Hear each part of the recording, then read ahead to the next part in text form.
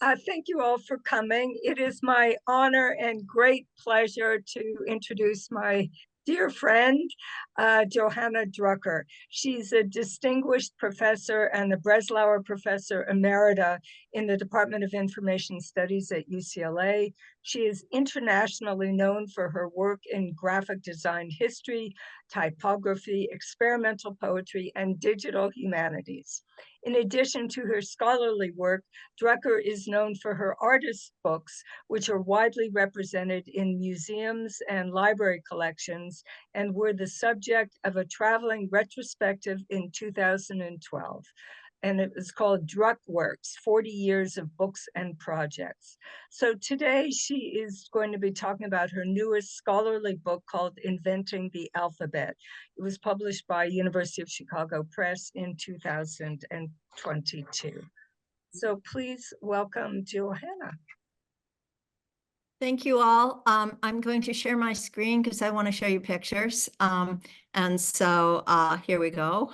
And thanks, Carol, for giving me the opportunity to chat with this group. So the book here, Inventing the Alphabet, is a project that I worked on off and on for 40 years. So as you can imagine, compressing this into a sort of 20, 25-minute chat for you has some challenges. So, but I'm going to do that and just give you some high points and thoughts about how we understand and came to know where and when the alphabet originated. And there's a great deal of misunderstanding about this. But if you look at a chart like this, Syria and the area in the ancient world that stretches along the eastern edge of the Mediterranean and into North Africa is where the alphabet developed. And it developed, if you look, this little thing is a bit blurry, but you'll see the Sinai up here, 1600 to 1500 BCE, Ugarit, Byblos. And if we go down, you'll see that basically we're looking at around 4,000 years ago. And I'll be talking in more detail about this. But one of the things to notice about this with the ancient alphabets is just to take sort of a look at some of these sign systems that move across here and just kind of, think about what their graphical form is. That if you look at Moab and Aramaic, there you see the alphabetic forms that are part of Paleo-Hebrew that will morph into the alphabet as we know it. But you also see things like a hieroglyphic alphabet, and I'll talk about that in a second and what that actually means. But this is just to situate our story in terms of actual information that we have today, which is to say that the alphabet develops in a cultural exchange between the civilizations, literate civilizations of the Tigris-Euphrates Valley that stretch here in Mesopotamia and up through what we call the Fertile Crescent, modern-day Syria, and the cities along the edge here, that all of this desert region, but the cities that are also part of modern-day Lebanon, but what is referred to, and stretching then through the Sinai and into Egypt and the relationship with Egyptian writing systems, as well as the ancient hieroglyphic cuneiform systems, is important. The earliest writing that we know of, was Sumerian pictographs, but that had no relationship to the writing that seemed to come after. And the Sumerians spoke a language that was not part of the Afro-Asiatic language group. So the Afro-Asiatic language group stretches all through this area, and the Semitic languages are the largest portion of the Afro-Asiatic speakers. So that's what we're looking at here culturally. Hieroglyphics develop out of tokens and sign systems that emerge earlier as part of the transformations of culture that come with hard grains and the capacity to store goods like wine, oil, grains, and so forth, and in Egypt. So we're talking about 5,000 years ago. You can push it back a little bit, but not a whole lot longer than that. So literate culture, established cities, highly developed communication systems of exchange. And so again, to the north and east and along here, cuneiform, and down here, hieroglyphics, and the alphabet will develop in this region. Now, when you talk about the alphabet, here's a little chart I'm sure you can immediately memorize. No problem.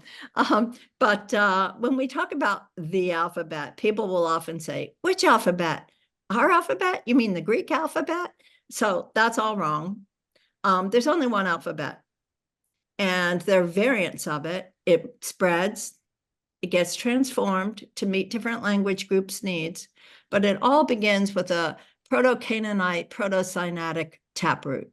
This is where the alphabet forms among Semitic speakers in the ancient Near East, in that area that we sometimes refer to as the Levant. And you can see this. And what happens once the Canaanite linear alphabet develops is it spins off, right? This is around, this chart's a little off in terms of its dates. It could be a little bit earlier here, Proto-Sinaitic.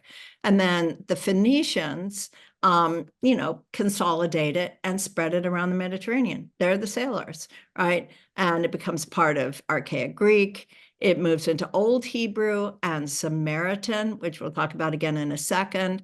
The Phoenicians spread it to Greece, to Italy, where it becomes used as in the Etruscan context. Latin becomes Gothic, modern European, Cyrillic. If you look on this branch, you have Aramaic. Imperial Aramaic becomes Syriac, Nabatean, what they call Jewish here, which becomes modern Hebrew. All of the Indian scripts of the South Asian continent. So Devanagari, these are all developed from the same root, right? And all the Arabic scripts, including Arabic, Ethiopic, and so forth. Arabic comes fairly late. If you look down here, it's descended from Nabatean. The Arabic script consolidates around the 3rd century BCE. So it's one alphabet. It spreads. It gets modified for languages. And it wasn't invented by the Greeks. It was invented by Semitic speakers in the ancient Near East. A fact conveniently forgotten by the English scholars who did the archaeological research. But my story, that's just to give you, those are the facts. We know this now. We didn't always know this. And this particular artifact, I'm not going to speak at length about it, but it's a page from the work of Franciscus Mercurius von Helmont, who was in jail while he was doing this because he was a heretic, apparently. He was also good buddies with Leibniz, tells you something about his intellectual stature.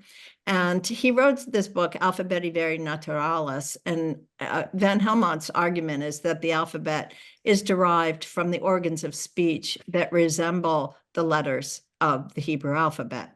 Now, this is fairly fanciful, but one thing that's interesting to note here, and it'll be important in the next few minutes, is that he also identifies in the crown of this figure, whose face has been conveniently cut to show, the organs of speech.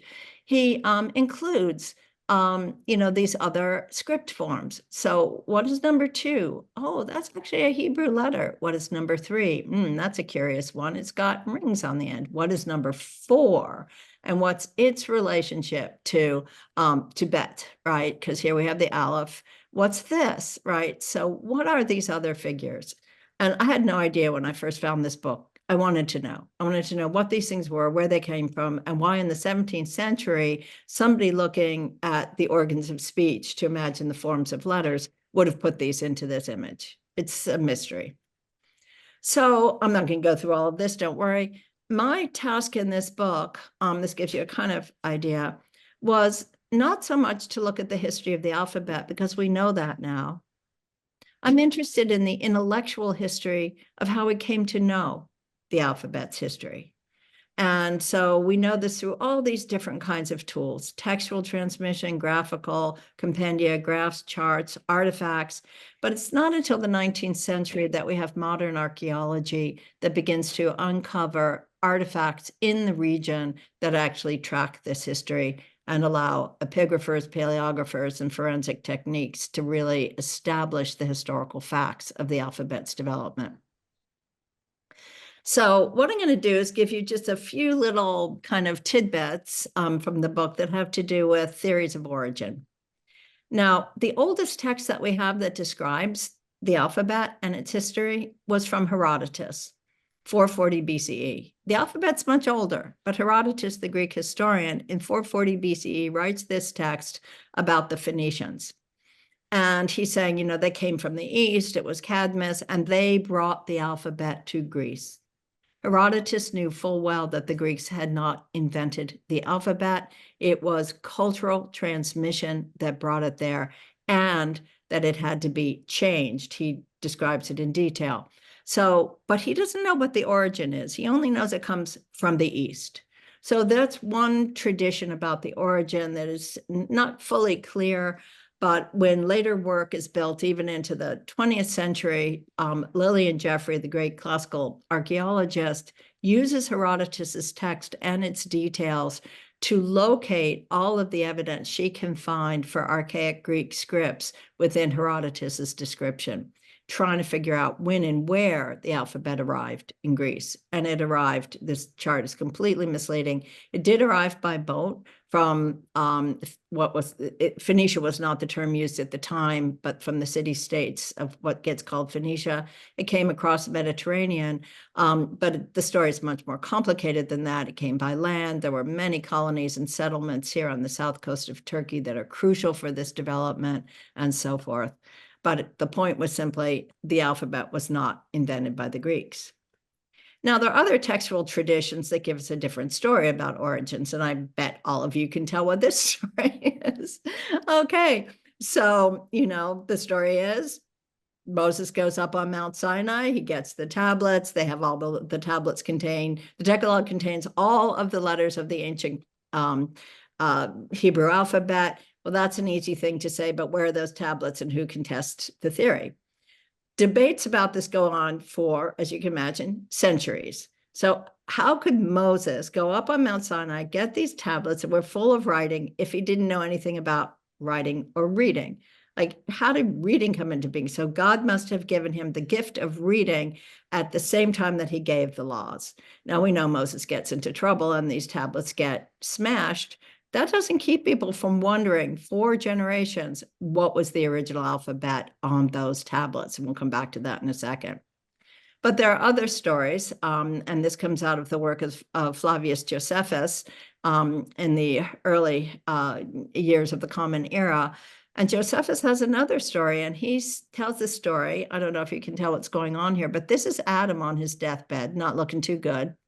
Here's his son Seth. In motion here, stop motion. This is animation, stop motion animation, medieval style. And Seth is being told by his father that he must go and write all of the knowledge that Adam has onto two pillars, one of brick and one of stone. You know this story. And that this will preserve knowledge, ancient knowledge, whether there's flood or fire because of the two kinds of materials.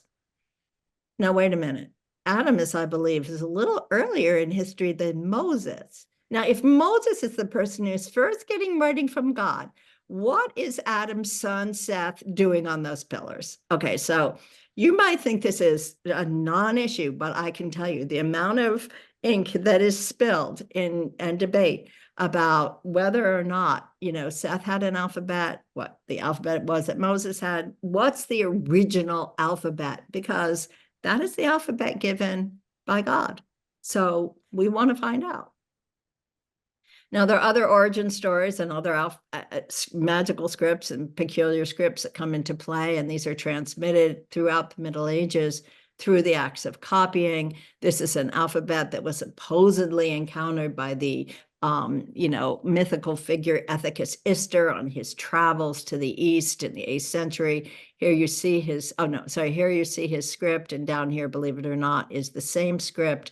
And this travels by copying around around Europe. And so do these letters. Now, these letters are really interesting.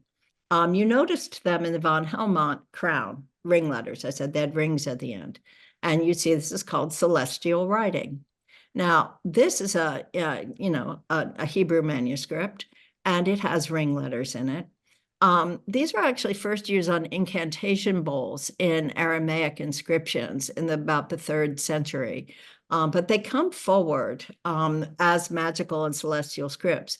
They are barely used for any texts. They don't, there might be an incantation, but there's no books written in celestial letters. There's no transmission of, a standard text or standardized text. But where did they come from? The celestial letters are believed, and this is later work. This is the work of the Kabbalist Guillaume Postel. They're believed to have been derived from the stars and configurations of the constellations. So you can see what kind of authority that gives these letters in terms of their origin. These are part of the natural world. These are literally the writing of the divine spirit in the heavens. So these ring letters come forward through a whole series of copies, and they exist today on magical sites and so forth. But as more knowledge about the alphabet and various scripts begin to proliferate in the early Renaissance and the modern period, people like Cornelius Agrippa, this is 1533, are starting to put together charts to say, well, if that's what this is, then maybe it's related to the Greek, maybe it's related to the Roman, maybe it's related to the Hebrew. Let's start to organize the information that we have. And as that happens, again, these compendia begin to be built to make comparisons across different scripts. And here you see the ring letters again with other scripts beneath them. This is attributed to the Celt Donatus. And if you were to read the details here, you'd find that this script on the top was attributed to the angel Raphael. And that Raphael, you'll see it again in a minute, supposedly gave it to Adam in the Garden of Eden. So again, the origin stories, we're well into the 17th century by this time. And yet the origin stories are still steeped in mythology because there is no real evidence. Questions about the Samaritan script begin to circulate in the 16th century when this man, Guillaume Postel, first brings a Samaritan manuscript into Europe. It's the first piece of Samaritan script that any European had seen. Outside of the Far East, the Middle East. And so, questions about, is that the original alphabet? Because the Samaritan Pentateuch has this, long lineage. So it's like, what role does that play? And you see how these charts allow comparison. It's like, which is the original? These charts get really, really elaborate. I won't go into detail here just to show you this was put together by Angelo Rocca in the 1550s.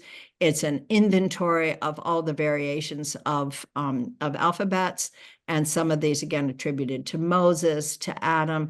And if you look at the one attributed here to Adam, you're beginning to see that this is part of a tradition of Paleo-Hebrew. This is actually getting closer to the original letters. So whatever sources Rocca had at this point, he was getting access to Paleo-Hebrew. Rocca was worked at the Vatican Library, as did this figure, James Bonaventure Hepburn. I'm showing you here just the top of an elaborate engraved chart that Hepburn made of all the scripts that he could find. And you'll see that that includes, you can't quite see them here, but scripts attributed again to Noah, to Adam, to the angels. So again, we're into the 17th century. There's still not a lot of concrete information on which to base an understanding of alphabet origins and development. Athanasius Kircher, the famous Renaissance polymath, puts together from his resources in the Jesuit library everything he can figure out about the letter forms. And now you're seeing this Paleo-Hebrew again that was on that crown, and seeing it related to the celestial letters as well as Hebrew itself, the more modern Hebrew letters. So again, there's beginning to be some sense of the relationship or correlation among these scripts, but when and where they developed remains a mystery. And that remains true well into the 19th century. This very important book from 1799 is a collection of all of the alphabets known in the world at the time. Edmund Fry was a typographer, punch cutter, cut all the punches for this book. And if you're curious about that, I can say more in our questions. But you see him here with these incredible alphabets attributed to Chaldea, right? So Chaldea, where's Chaldea? Right. And, again, part of biblical history. And again, this is brought from heaven by the angel Raphael, by whom it was communicated to Adam. right, who used it in composing psalms. I didn't know Adam wrote any psalms after his expulsion from the terrestrial paradise.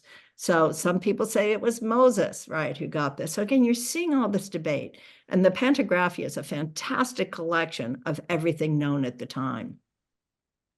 But in the 18th century, we have a movement of antiquarians who are really interested in recovering a historical past. And they begin, even in the 18th century, to have a sense that the history of the world is older than biblical history.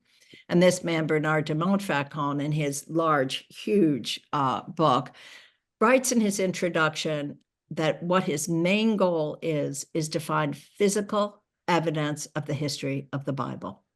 This is the goal of so many scholars and historians in Europe, Christian as well as Jewish. It's like there has to be physical evidence, and they don't have any. They don't find any, right? Meanwhile, there were people like this figure, Richard Pocock, who were traveling in the route along the Sinai from Egypt into, towards Jerusalem and Byblos and so forth.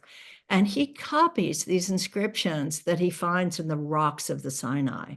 But it's not quite clear what they are, but they study them really carefully. And these turn out later to be ancient Semitic inscriptions. And he's actually sending his men up on these, cliff sides and so forth.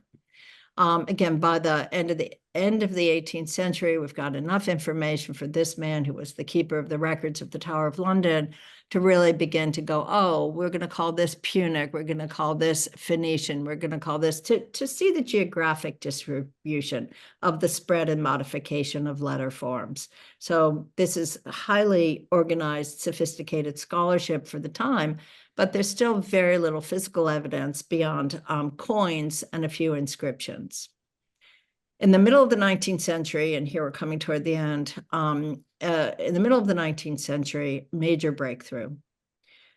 This sarcophagus was discovered in Byblos, right near, or Sidon, I forget which, in situ in a cave. If you look at the inscription across the center here of the coffin, you will see that it's absolutely beautiful Phoenician script. So Phoenician is the Hebrew alphabet modified and spread. This is the first major artifact that has historical references that match biblical references that was discovered in the original site where these events occurred. It is a major monument because at this moment, modern archaeology can anchor knowledge of biblical history in a site with an artifact and a script. It just, the news spreads all over the world, almost as quickly as boats can travel. On the basis of this kind of material evidence, we get the work of people like Mark Lidzbarski. This is his, writing table of Phoenician script. And I'm not going to go into detail here, but if you were to look across the top, you would see that Lidzbarski is referencing artifacts, sites, it's scientific epigraphy. This is now the study of letter forms based on real physical evidence. The origins are beginning to be evident now. And it's the end of the 19th century, so historical timescales have expanded back. And this will give you a sense of the details here. And it's just incredible research. And also involved with the recovery of ancient languages. This kind of work continues into the present. This is the work of Benjamin Sass from the 1990s. The numbers across the top are from the Corpus Semiticarum of inscriptions. Every item that exists is numbered and part of this standard collection. Just to give you a sense of scale, we have hundreds of thousands of cuneiform tablets, hundreds of thousands. We have maybe couple thousand ancient Semitic inscriptions. The difference is the Semites were nomads. They were tribal. They did not have cities. They did not build monuments. There were nothing like the library at Nineveh, nothing like, the palaces, nothing like the Egyptian tombs. So this material exists in very kind of, ephemeral forms. These are here just to say, you know, all kinds of wackos use this evidence to their own ends. Ignatius Donnelly in 1882 used these graphs of alphabetic letters to show you that they originated on the ancient continent of Atlantis, which of course that makes sense. And, you know, so he's got the evidence here to prove it. I put it in contrast with the work of the serious scholar, Isaac Taylor. And then there's always my favorite, Lawrence Waddell, who argued for the Aryan origins of the alphabet and turned the word Sumerian into Sumer-Aryan right around 1927. I know, it's just like, okay, this stuff is, you know, anyway, it proliferates. And in the last couple of slides here, I just want to tell you sort of more recent discoveries.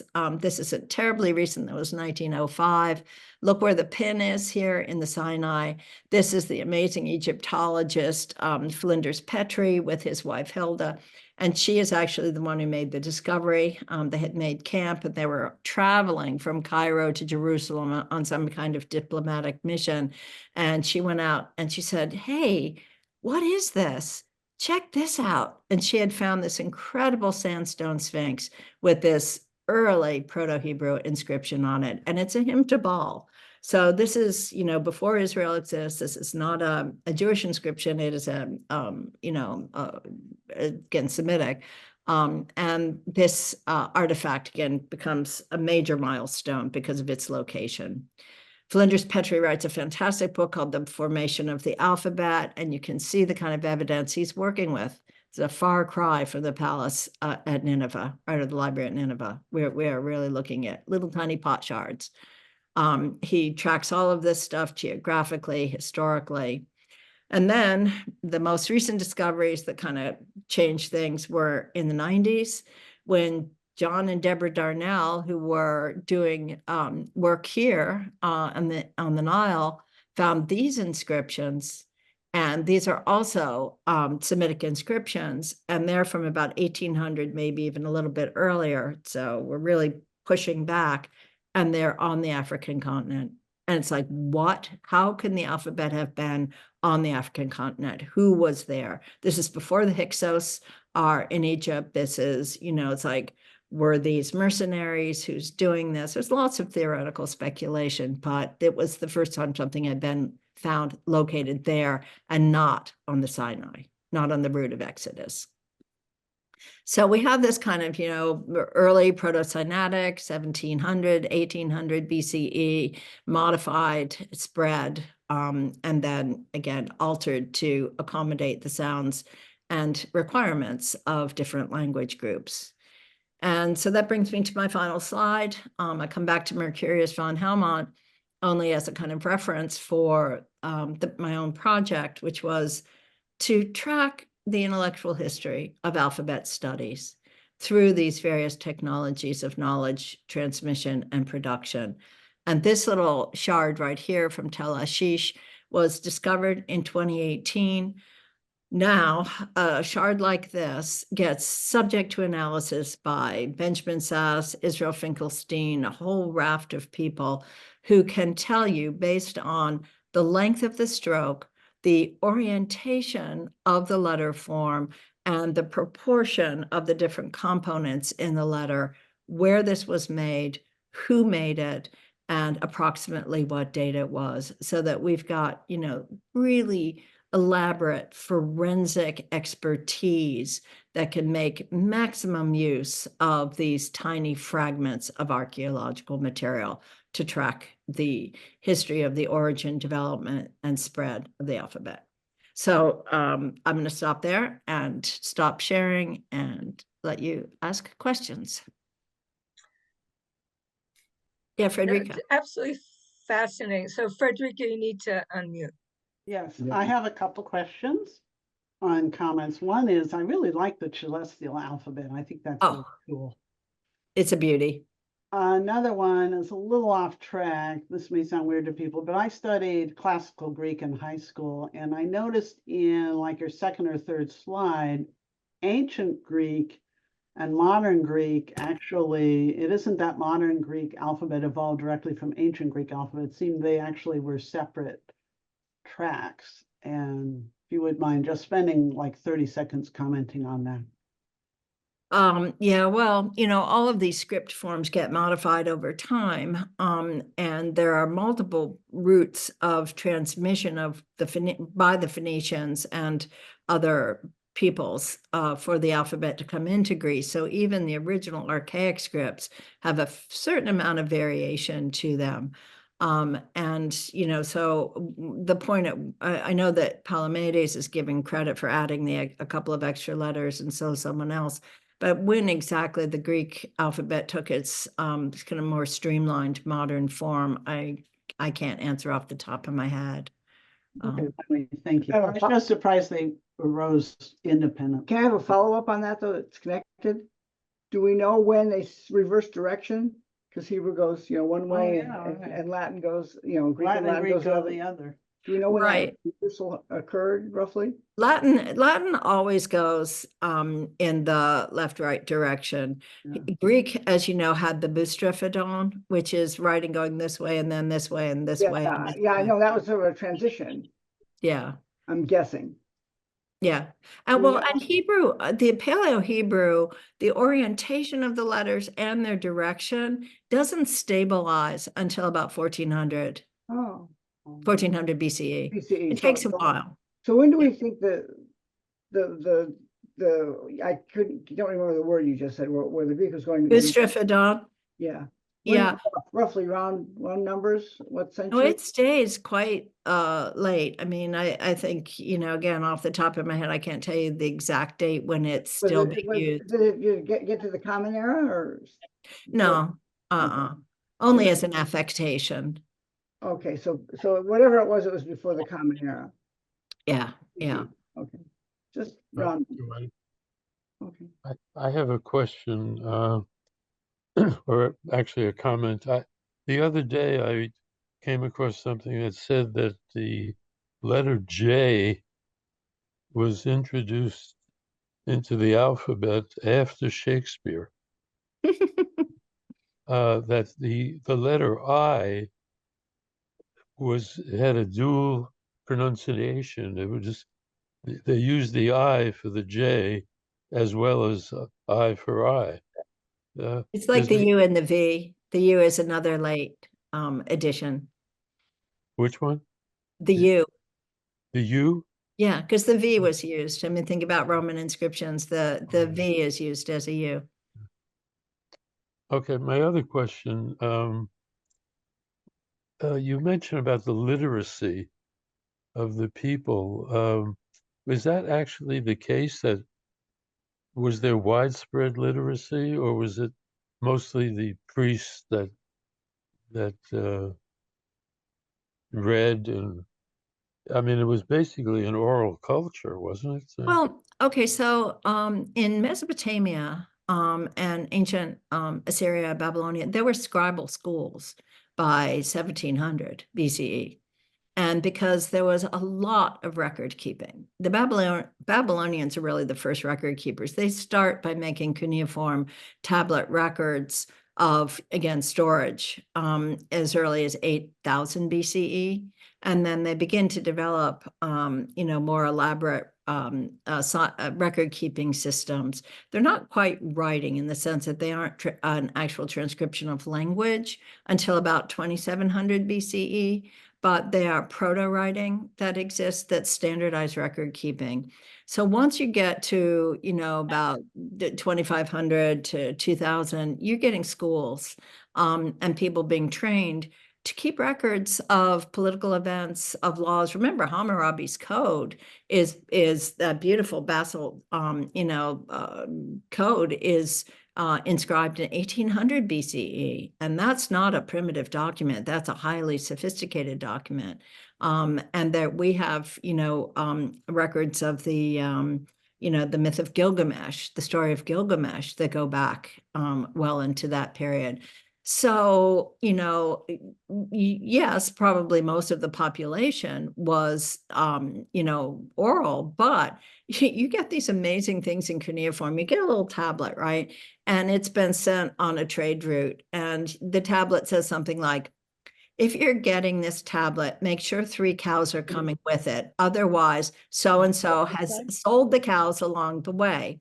And by the way, little, Huza is doing very well with, his plowing or whatever. It's like these are letters to and from people who they're not like writing, hymns. They're not, doing the battle of such and such. It's text messaging, sort of cuneiform style. So that to me is really interesting because it indicates that there is saturation of literacy, at least to a certain level, that isn't just official or, high literature or religious. So it's fascinating. And yet the Iliad was Homer, whoever Homer was transmitted orally. Yeah. Was it? Yeah. But the Greeks are late. Homer Greek civilization is much, much later. There was a Mycenaean civilization earlier, and it was also literate. That's where you get Linear A and Linear B and Crete. So there was an earlier Greek period of literacy, but the Mycenaean collapse happens, I forget exactly when, around 1000 BCE. And then there's a period of dark ages in Greece. And there's been a lot of work done on whether or not that early, writing system and literacy practices would have had any relationship to Greek writing when it arrives by way of the Phoenicians. But there's been no evidence that that's the case. So it's interesting. Cyprus, maybe the Cypriot syllabary, because Cyprus plays such a crucial role in the trade and supply of copper in that period. So, so much local variant too, which is interesting. But in Egypt, it was much more of a priestly caste. You don't have the same level of engagement with writing. And let's face it, making those hieroglyphs, chiseling those hieroglyphs in stone, that's hard. That's real hard, taking a stylus and, dipping it in something that makes a mark on a piece of pottery and, making a few strokes. That's not so hard. But those hieroglyphics, that's hard. Yeah. When was the first written version of the Torah? Well, yeah, of course, the oldest materials that we have are the Dead Sea Scrolls. And so the book of Isaiah, right? But again, given the state of the text and the degree of codified standardization, we know there must have been earlier, versions. And I'm not sure I'm not sure what the oldest version of the Samaritan Pentateuch is.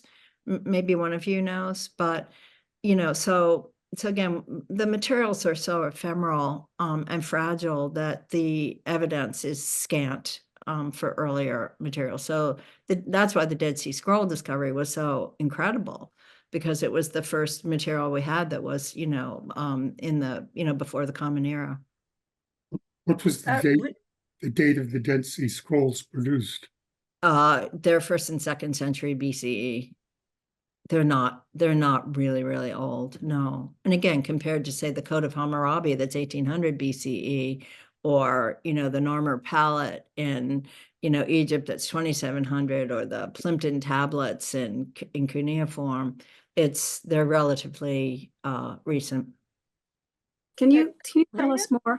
Yeah. Can you tell us more about the Sumerian Pentateuch, which I've never heard of? What is that? The Samaritan Pentateuch. So the Samaritans are an interesting group. I didn't brush up on this information, but they have been continuously present in the area of the of ancient the modern day Israel for centuries. And so when the when the various periods of Exodus and exile were the Jews were expelled, the Samaritans stayed, but they have a Pentateuch. And so this again was a discovery in Europe in the 16th century, was to find the Samaritans and their continuous history of biblical transmission.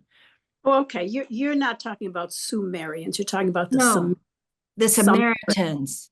Yes, no, the Sumerians didn't have Pentateuch.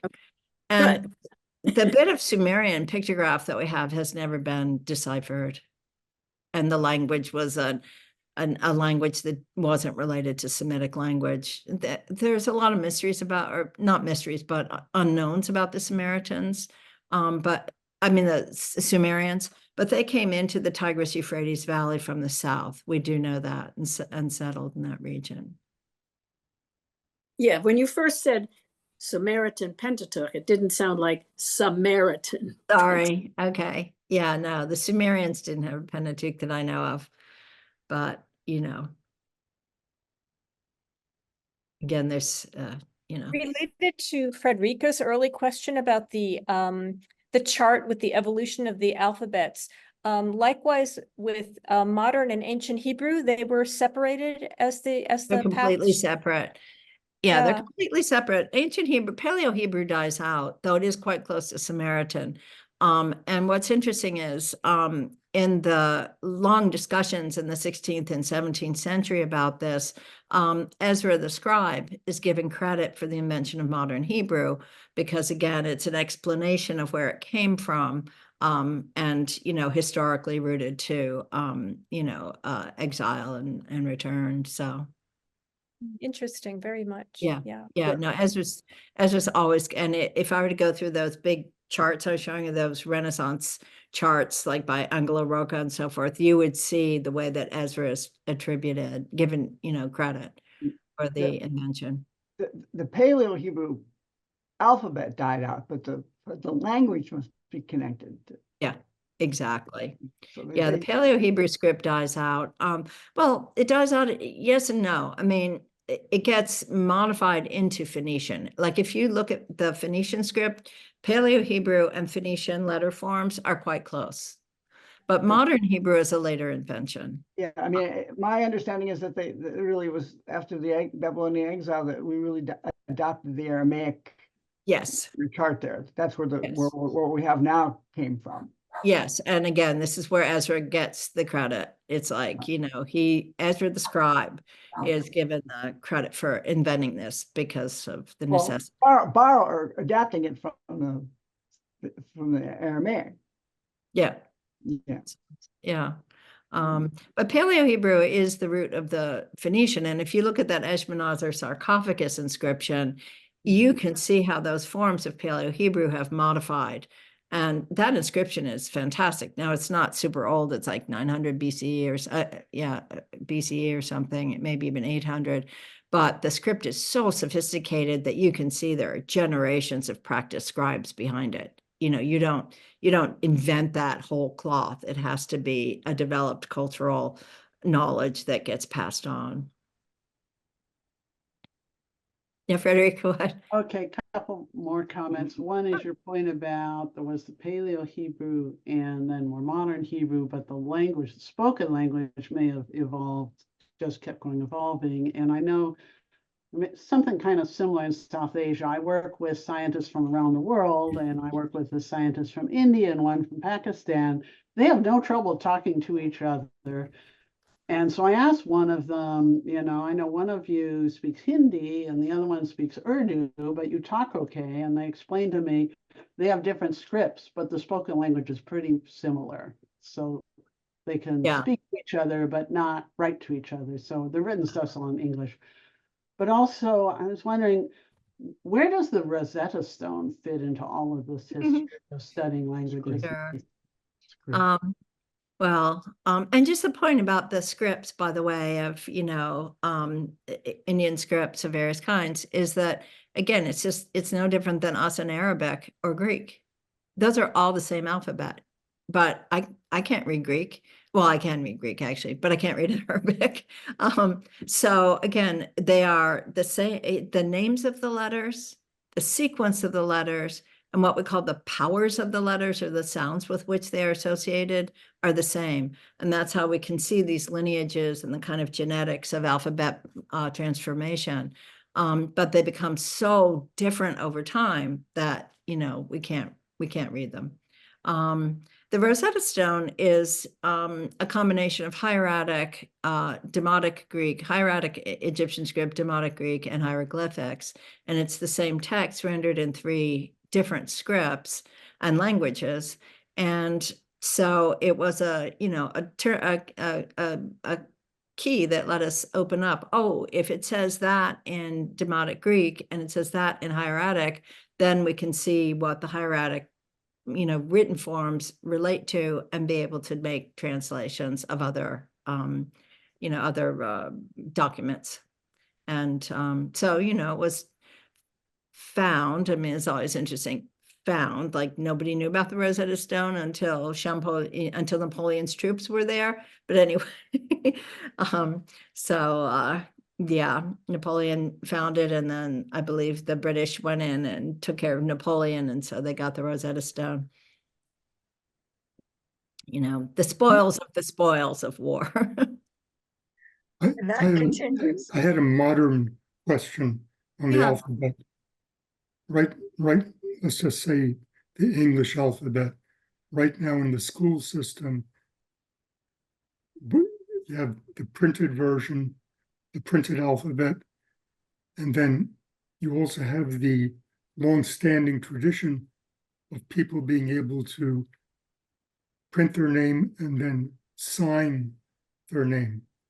So if the school system stopped teaching cursive writing, what will happen with this concept of the signature? So this happened in the LAUSD for almost 20 years, and they have recently reinstated the instruction in cursive for exactly the reason you are pointing to, which is that it raised all kinds of problems when it came to the legal act of signing.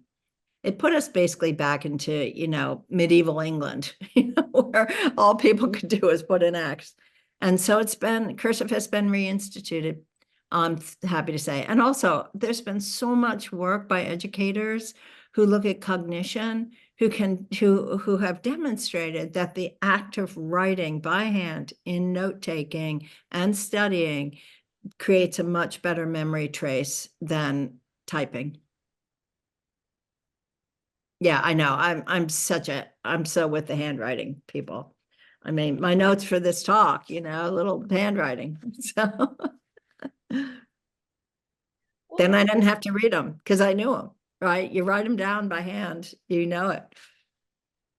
Frederica, do you have another question? Well, just a comment. I also heard it ran into a problem where young adults could not read. Oh, yeah. Things written in cursive by older relatives or documents and stuff. And it's not just LSUSD that stopped teaching it. I have a niece who's a school teacher in Georgia, and they stopped teaching cursive as well, figuring kids only needed to sign their names, so we don't need to teach it. And I guess. Yeah, exactly. No, I was at a conference recently and sitting, and taking notes, and there was a young woman next to me, a younger scholar, a quite younger scholar, and she just looked with amazement. She said, "Wow, you do handwriting?"